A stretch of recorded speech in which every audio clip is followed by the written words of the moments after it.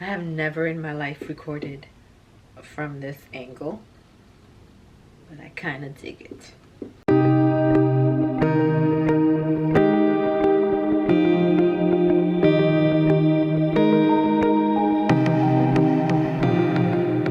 So welcome back to my channel. I'm Chloe, and if many of you don't know, besides being a content creator here on YouTube, I am a business coach. So let's jump right into it. Today we're going to talk about how to be productive after work.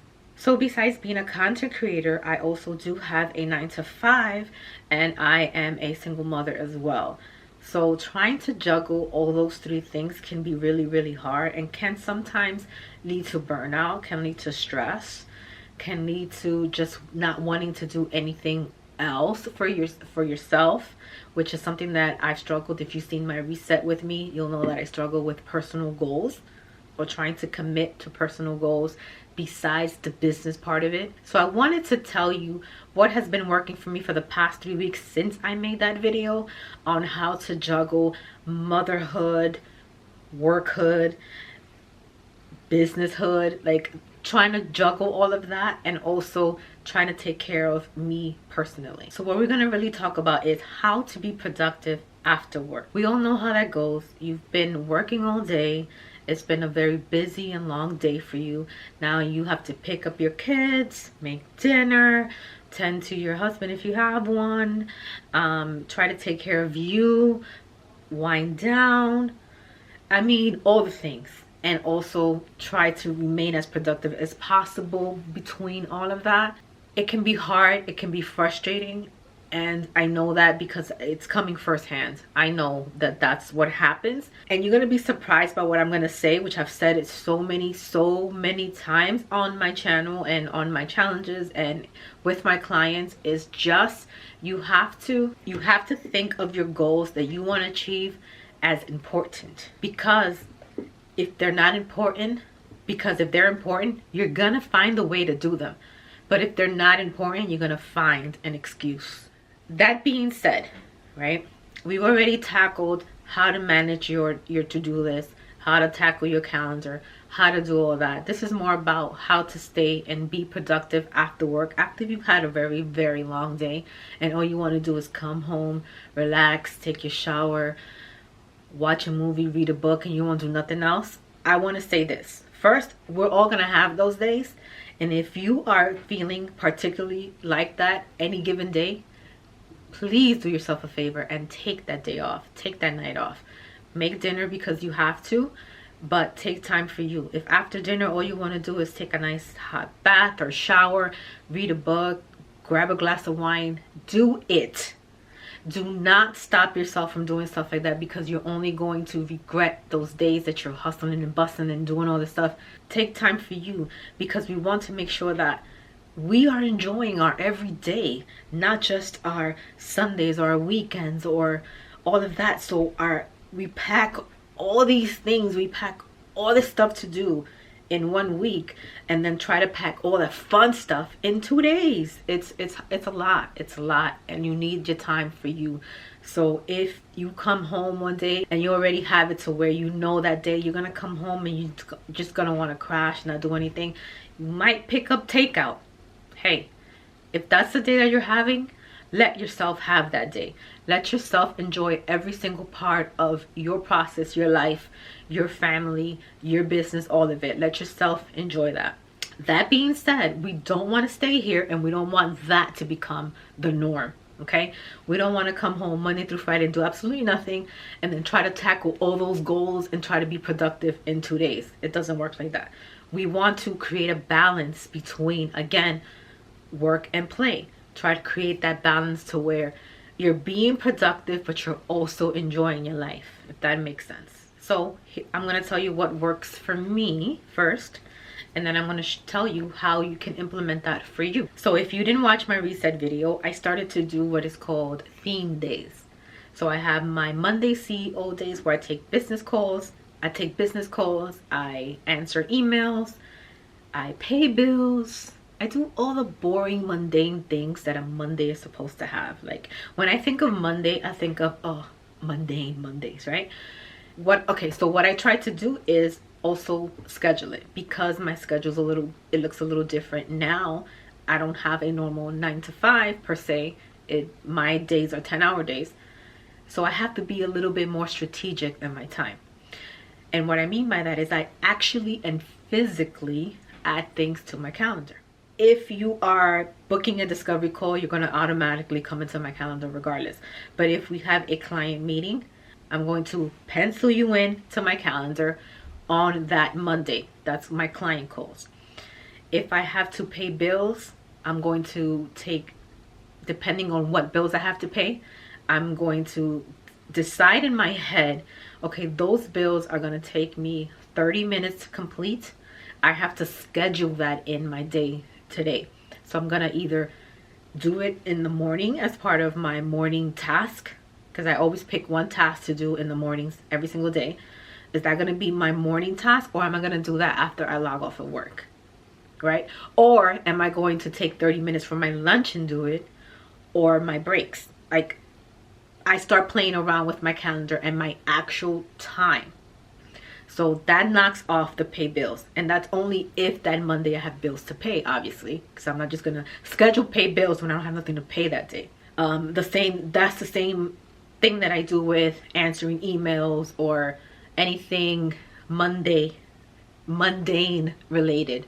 Tuesday, the same thing. Tuesdays are Tech Tuesdays. So if I'm going to do anything related to tech, I'm going to do it on Tuesdays, Wednesdays, and so forth. If you watch that video, you know exactly what I'm talking about. The biggest takeaway is make sure that you schedule that according to the times you have set out for yourself. Okay?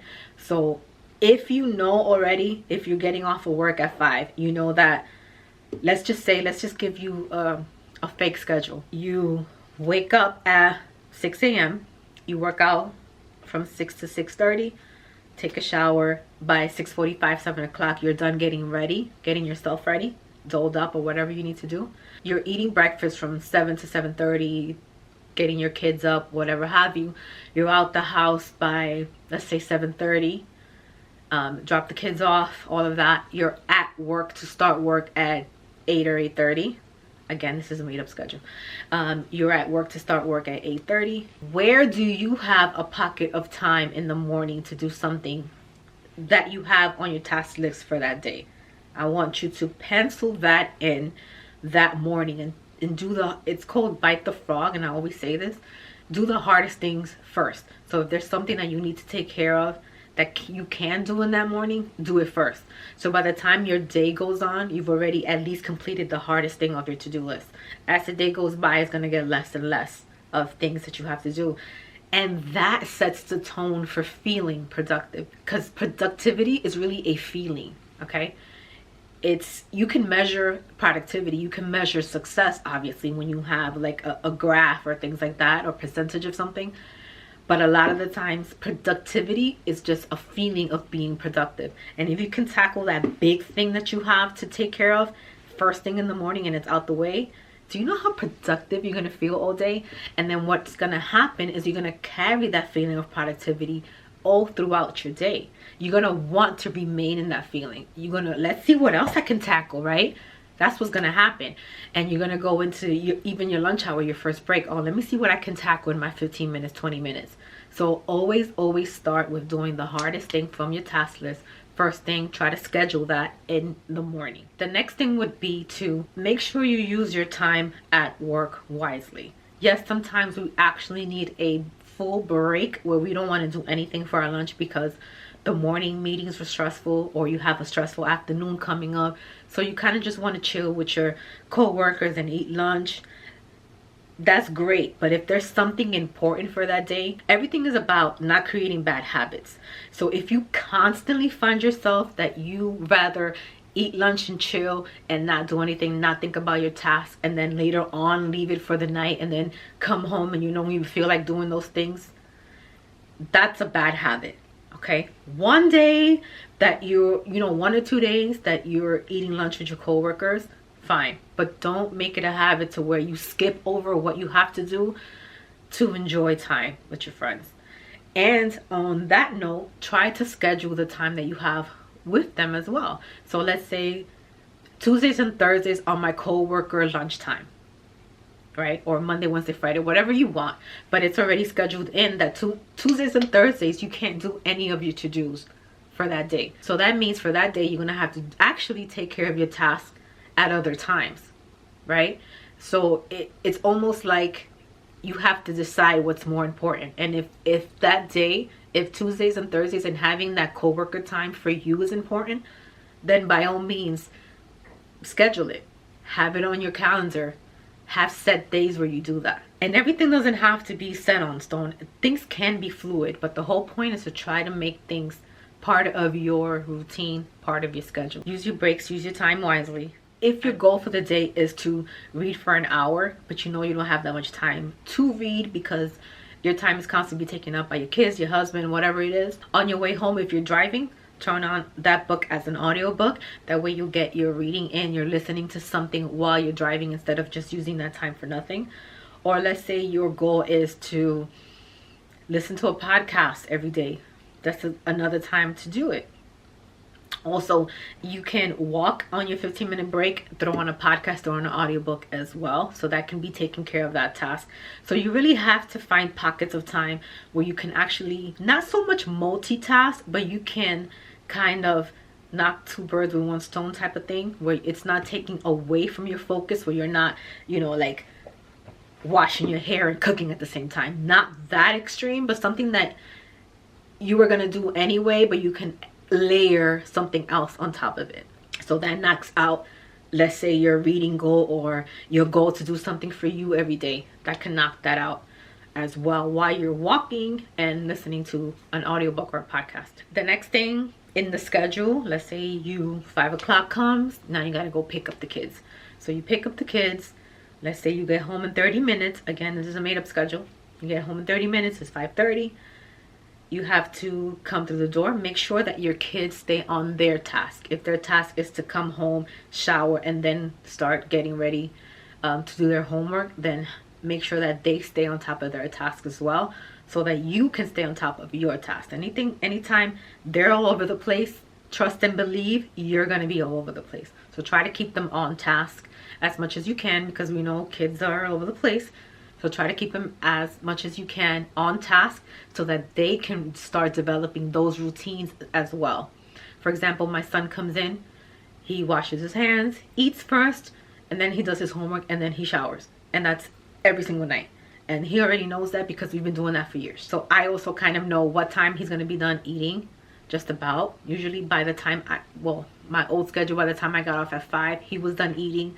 Then he would start his homework. So if he needed my help, I dedicated from 5 to 6 to help him, or keep it kind of open if he needed help. If he didn't, then I would just tackle something else on my to-do list in that time. Then after that, you may want to, make your dinner, have the time. This, I'm going to ask you to time block. Okay? So family time, I want you to block it. So again, if we're looking at the schedule and you come in the door by 5:30, give yourself some time to undress, take your stuff off, wash your hands, all of that. So I would give it like a half an hour, probably 15 minutes, because who needs that long to wash their hands and come in the door? From 5:45 to 8, let's just say, you're gonna time block that. Instead of saying to yourself, at 6 I'm gonna do this, at 7 I'm gonna do that. With your family, we don't want to be that rigid, right? So we want to time block that. So from 6 to 8, that means anything family related goes in this time block. And again, you can push it out to 9. I'm just giving you a fake schedule. So from 6 to 8, you have your time block. That means from there, the kids can bother you about homework. You make dinner. You sit down to dinner. You watch maybe a show with them. If you have little ones, you give them a bath at that time. So you don't necessarily have to be as rigid with the schedule, but you have a block for that, right? Obviously, things don't always go as planned. So is it going to be more than 2 hours sometimes? Yes. But you kind of have an idea of where or what you're doing with your time at that point. So you have that time, you've dedicated that time, whether it's 2 hours, an hour, whatever the case is. If you have a spouse and they're taking care of stuff, that means you may have a little more time for yourself. So whatever that looks like. Now, after 8, in this fake schedule, I consider that another block. So in this block, you want to tackle things for you. So on your task, on your to-do list, whatever you have that you haven't completed during the day, you're going to tackle that at this time. You really want to get back down to business. Pull up your planner, see what you have left that you can continue. There should always be 3 things that you do that you have to do no matter what before you hit the bed. Those 3 things have to be done. So that's always your top 3. So you've already knocked out that big frog in the morning, right? So now you only have 2. And if you did one already during your work hours or your lunch or your 15-minute break or whatever have you, if you already did that one, that's 2. So now you have that 3rd one that you cannot go to sleep without completing. So you want to tackle that between this time, and then this time from, let's say, 8 to 9, depending on when your bedtime is, you're going to do that last task. And then and bonus, if you already completed all 3 top 3, this time to do anything else is the bonus. You're going to do your last task. You're going to take time for you, just you, even if you have a husband, just you. Take a nice shower, do your skincare, your evening routine, take time to chill, take time to unwind. And before you go to bed, before you read, before you turn off the lights, before you snuggle in with the hubby, whatever it is, you want to take a look at your planner again. This is the last thing for the day. Take a look at your planner. See what you didn't complete for the day, because life happens, okay?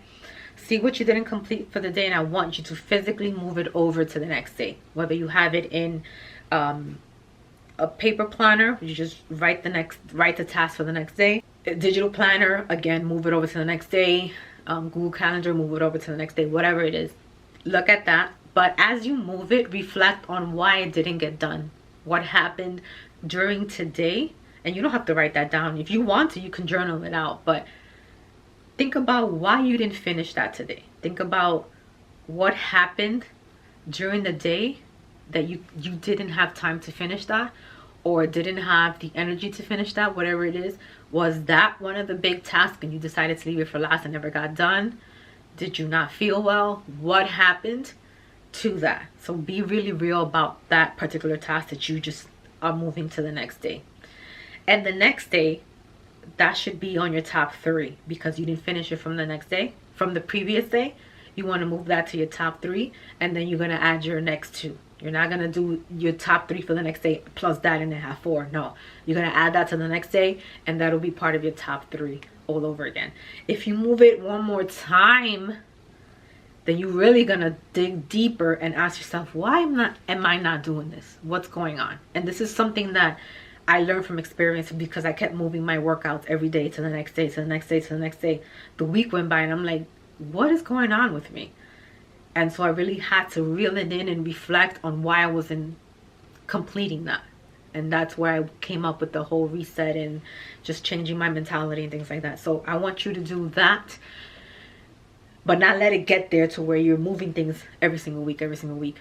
Also, when you're planning, just an important tip for everyday life, everyday planning, is learn to delegate. If there's something that somebody else can do, don't try to take it upon yourself and add a more stressful day to your day. And then of course, at the end of the night, once you've completed your top 3, you're feeling good, you've looked at your calendar, you've assessed, you've reviewed, you've reflected, you moved stuff over to the next day, you're gonna take time out for you. Grab a glass of wine, grab your book, watch your favorite show, cuddle up with hubby, and just have a nice relaxing day. Throw in meditation if you can. 15 minutes can do a lot for you. And that's how you complete a productive day. I really hope that you enjoy that. Giving you tips on how to be productive is one of my favorite things to do, because not only does it help you, but believe it or not, it helps me too. So let's be productive. 2023, we're doing big things. Let's keep it going. Make sure that you subscribe, you like, comment, and let me know what you love the most that I said today out of this video, how to be productive and how to feel productive. Let me know if that resonated for you in the comments below. So besides being a content creator, I do work a 9 to 5, and I am a full-time mom. Full-time mom, what the fuck says that? I answer bills. I answer bills, really. Share this video for someone who's struggling to feel productive after work. And as always, if you ever wanted to work with me one-on-one, there is the link below to my coaching services. And I will talk to you next Tuesday. Bye.